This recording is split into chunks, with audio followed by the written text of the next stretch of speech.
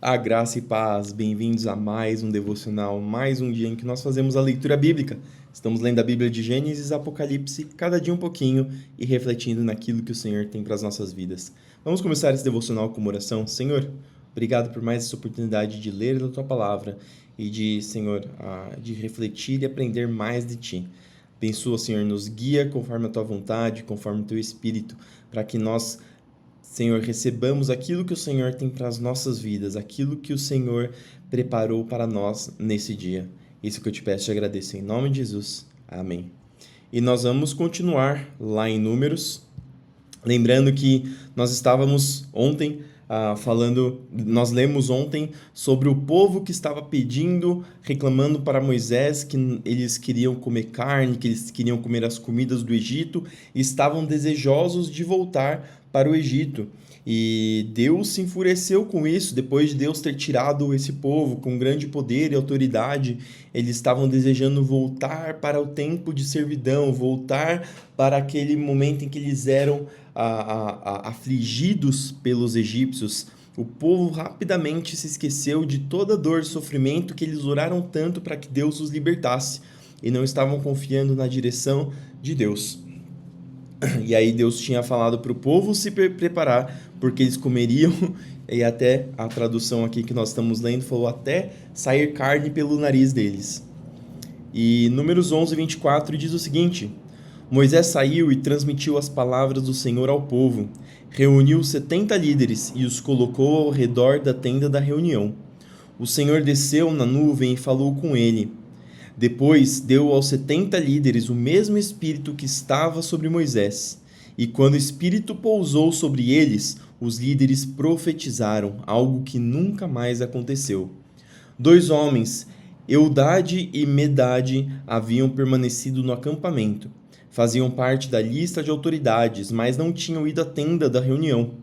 E, no entanto, o Espírito também pousou sobre eles, de modo que profetizaram ali no acampamento, ou seja, aquilo não era algo que estava sendo organizado pelos homens que estavam lá, não era uma encenação, um teatro, porque os 2 homens que também faziam parte daqueles homens que iam ajudar a organizar aqueles líderes, mesmo não estando naquela reunião, mesmo não sabendo do que se tratava, ainda assim eles receberam o Espírito onde eles estavam e profetizaram.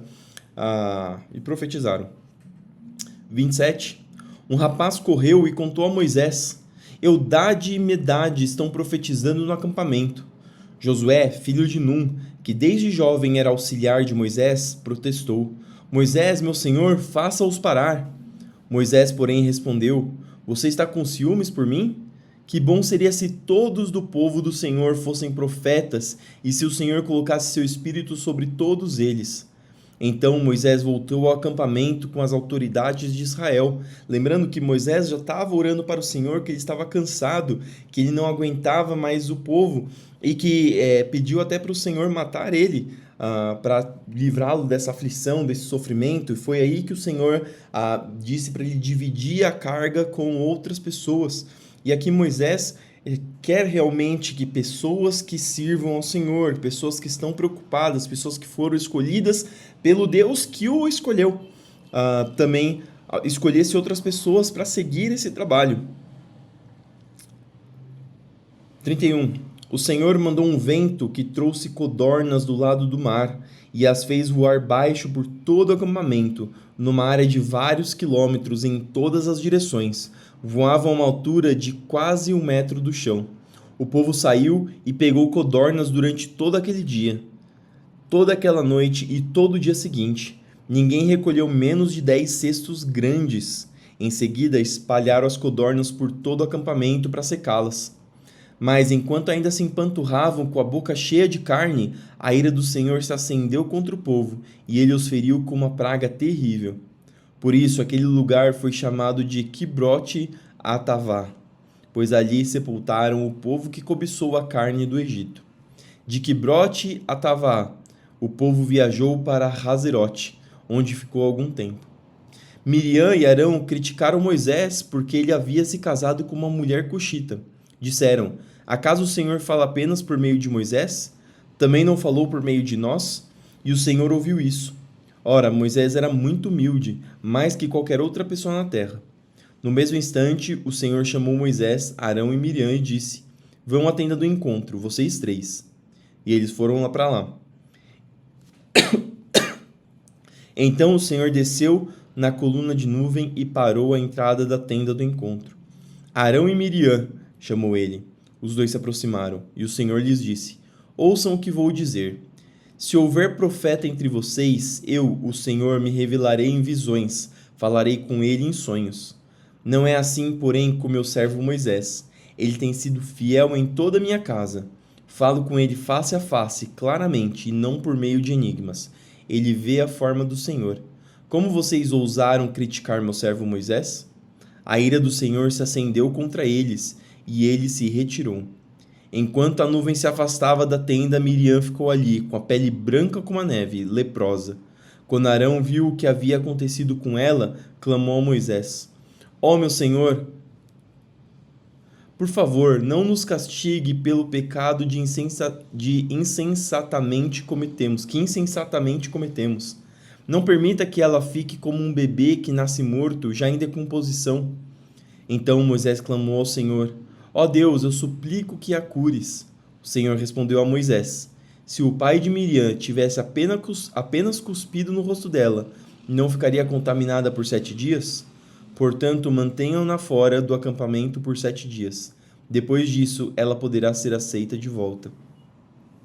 Miriam foi mantida fora do acampamento por 7 dias, e o povo esperou até ela ser trazida de volta para seguir viagem. Então saíram de Hazerote e acamparam no deserto de Parã. O Senhor disse a Moisés: Envie homens para fazer o reconhecimento da terra de Canaã, a terra que eu dou aos israelitas. Mande um líder de cada tribo de seus antepassados. Moisés fez conforme o Senhor ordenou. Do acampamento no deserto de Parã enviou 12 homens, todos eles chefes das tribos de Israel. Essas eram as tribos e os nomes dos seus líderes. Da tribo de Ruben, Samuá, filho de Isakur. Da tribo de Simeão, Zafate, filho de Hori. Da tribo de Judá, Calebe, filho de Jefoné. Da tribo de Issacar, Igal, filho de José. Da tribo de Efraim, Oséias, filho de Num. Da tribo de Benjamim, Paute, filho de Rafu.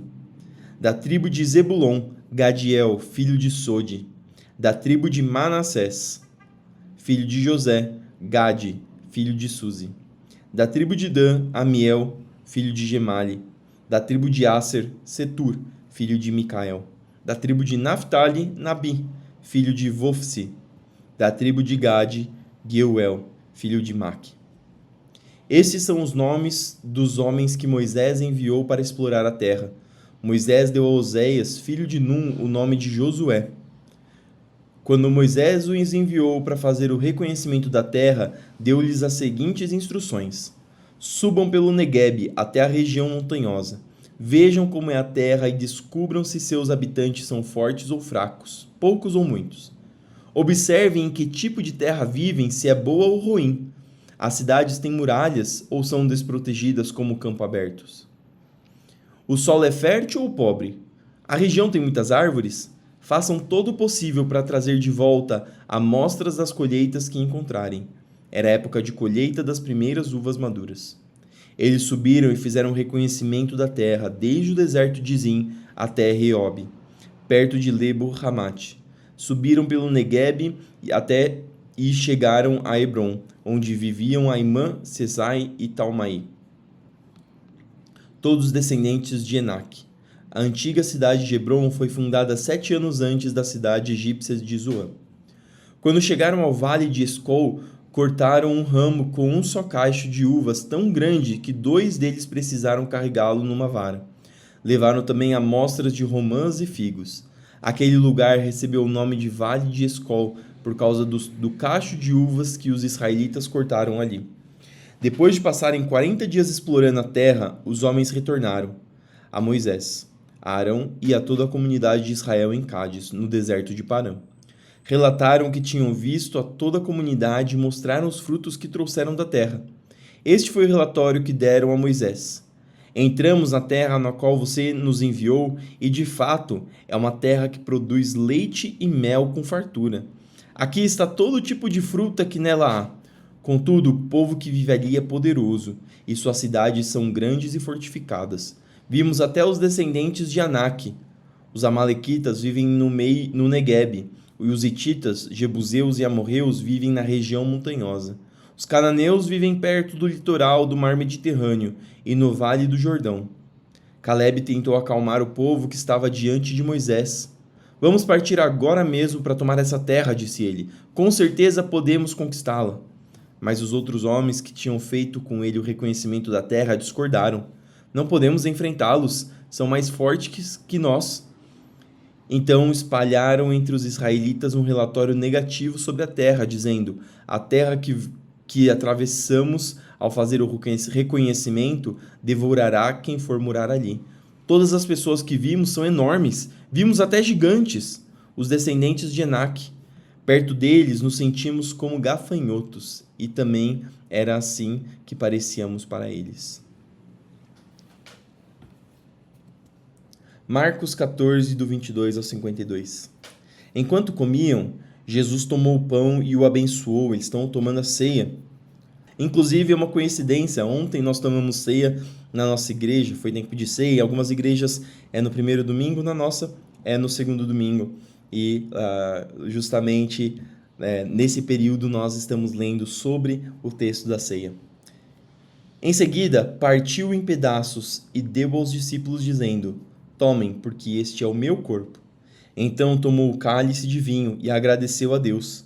Depois entregou aos discípulos, e todos beberam. Então Jesus disse: esse é o meu sangue que confirma a aliança. Ele é derramado como sacrifício por muitos. Eu lhes digo a verdade, não voltarei a beber vinho até aquele dia em que beberei um vinho novo no reino de Deus. Então cantaram um hino e saíram para o Monte das Oliveiras. No caminho, Jesus disse: todos vocês me abandonarão, pois as Escrituras dizem: Deus ferirá o pastor e as ovelhas serão dispersas. Mas depois de ressuscitar, irei adiante de vocês a Galiléia. Pedro declarou: mesmo que todos os outros o abandonem, eu jamais farei isso. Jesus respondeu: eu lhe digo a verdade. Esta mesma noite, antes que o galo cante 2 vezes, você me negará 3 vezes. Pedro, no entanto, insistiu enfaticamente: mesmo que eu tenha que morrer do seu lado, jamais o negarei. E todos os outros discípulos disseram o mesmo. Então foram a um lugar chamado Getsêmani, e Jesus disse aos seus discípulos: sentem-se aqui enquanto eu vou orar. Levou Pedro, Tiago e João consigo, e começou a sentir grande pavor e angústia. Minha alma está profundamente triste, a ponto de morrer, disse ele. Fiquem aqui e vigiem. Ele avançou um pouco e curvou-se até o chão. Então orou para que, se possível, a hora que o esperava fosse afastada dele. E clamou: Abba, Pai, tudo é possível para ti. Peço que afaste de mim este cálice. Contudo, que seja feita a tua vontade e não a minha. Depois voltou aos discípulos e os encontrou dormindo. Interessante, porque Pedro acabou de dizer que morreria pelo Senhor, que daria sua vida pelo Senhor, mas não aguentou um tempo vigiando enquanto Jesus estava no momento de angústia, enquanto o mestre estava angustiado, enquanto aquele que ele falou que morreria por estava angustiado. Simão, você está dormindo? Disse ele a Pedro. Não pode vigiar comigo nem por 1 hora? Vigiem e ora para que não cedam à tentação, pois o espírito está disposto, mas a carne é fraca. Isso serve até de lição para nós. Claro, ele estava falando para aquele momento, mas também é uma palavra que serve de alerta para nós. Vigiem e orem para que não cedam à tentação, porque o espírito está disposto, mas a carne é fraca. E quantas vezes isso não acontece conosco? Em que o nosso espírito está disposto a servir o Senhor, mas nós acabamos cedendo à nossa carne, que é fraca. E para que isso não aconteça, aqui está a dica: vigiem e orem, vigiem e orem, vigiem e orem. Então os deixou novamente e fez a mesma oração de antes. Quando voltou pela 2ª vez, mais uma vez encontrou os discípulos dormindo, pois não conseguiam manter os olhos abertos. Eles não sabiam o que dizer. Ao voltar pela 3ª vez, disse: Vocês ainda dormem e descansam? Basta, chegou a hora. O Filho do Homem está para ser entregue nas mãos de pecadores. Levantem-se e vamos, meu traidor chegou. No mesmo instante, enquanto Jesus ainda falava, Judas, um dos 12, chegou com uma multidão armada de espadas e pedaços de pau. Tinham sido enviados pelos principais sacerdotes, mestres da lei e líderes do povo. O traidor havia combinado com eles um sinal. Vocês saberão a quem devem prender quando eu o cumprimentar com um beijo. Então poderão levá-lo em segurança. Assim que chegaram, Judas se aproximou de Jesus. Rabi, exclamou ele, e o beijou. Os outros agarraram Jesus e o prenderam. Mas um dos que estavam com Jesus puxou a espada e feriu o servo do sumo sacerdote, cortando-lhe a orelha. Jesus perguntou: por acaso sou um revolucionário perigoso para que venham me prender com espadas e pedaços de pau? Por que não me prenderam no templo? Todos os dias eu estive ali, no meio de vocês, ensinando. Mas essas coisas estão acontecendo para que se cumpra o que dizem as Escrituras. Então todos o abandonaram, aqueles que acabaram de dizer que não abandonariam ao Senhor, que morreriam por ele, o abandonaram e fugiram.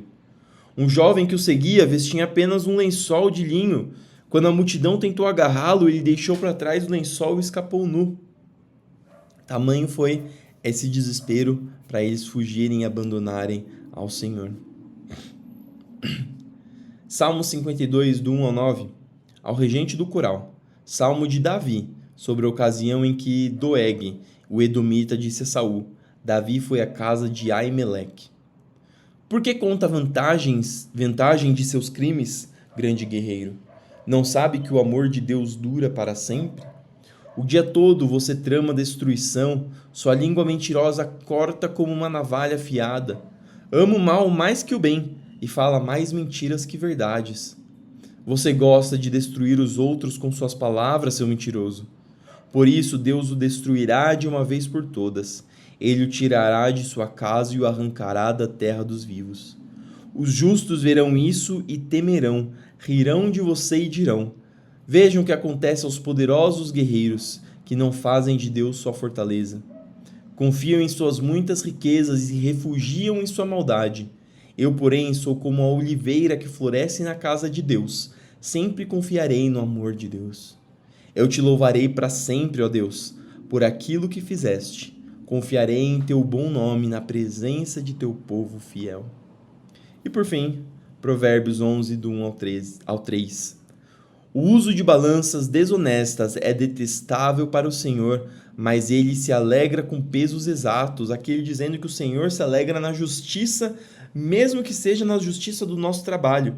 Aqui, balanças desonestas ou pesos exatos remete aos vendedores que vendiam os alimentos por peso, mas o Senhor, ele repudia, detestável para o Senhor balanças desonestas. Ele se alegra com a justiça. O orgulho leva à desgraça, mas com a humildade vem a sabedoria. A honestidade guia os justos, a desonestidade destrói os desleais. Olha o que a desonestidade faz, destrói os desleais. Alguém está sendo desonesto contigo? Não se preocupe, a desonestidade destrói os desleais, eles hão de colher aquilo que plantam. E essas foram as mensagens de hoje, foi o texto que nós lemos. Espero que essas palavras possam trazer edificação para a sua vida, para o seu coração, que você possa continuar meditando nessas palavras durante o seu dia. Senhor, obrigado por mais essa oportunidade de ler a Tua Palavra e de aprender mais de Ti. Senhor, que o Seu Espírito Santo fale mais aos nossos corações, Senhor, nos ensinando a respeito dessas palavras. Fica conosco no nosso dia, para que tudo que fizermos seja guiado, protegido e direcionado pela Tua sabedoria, pela Tua forte mão. Que todos que forem trabalhar, que todos que forem estudar, aqueles que vão ficar em seus lares, para que eles estejam, Senhor, guardados, revestidos e protegidos por Ti. Abençoa os que estão enfermos, os que estão doentes. Senhor, na nossa igreja tem muitas pessoas que estão com gripe, Senhor. Que o Senhor traga, Senhor, cura, traga libertação, faça cessar a febre, para que os seus filhos possam Te servir. Abençoa aqueles que estão nos hospitais, para que o Senhor venha trazer cura e libertação. Abençoa aqueles que estão desempregados para que o Senhor venha trazer o sustento. Senhor, nos dê sede da Tua palavra, nos dê sede de Te servir, nos dê sede de Te seguir e para que nós possamos fortalecer o nosso espírito, enfraquecer a nossa carne, para que, Senhor, o Teu Espírito, o nosso Espírito venha, Senhor, sobrepujar a nossa vida, para que aquilo que nós vivamos seja conforme a Tua vontade. Senhor, para que nós possamos resistir à tentação e ao pecado e nos continuar Te servindo em espírito e em verdade. Isso é o que eu te peço e te agradeço em nome de Jesus. Amém. Que você tenha um dia abençoado, que tudo que você fizer prospere, que as pessoas possam ver o Senhor através da tua vida e que tudo que você fizer seja para a glória de Deus, lembrando que para muitos nós somos a Bíblia que o mundo sequer um dia lerá. Então que nós digamos verdadeiramente as palavras do Senhor.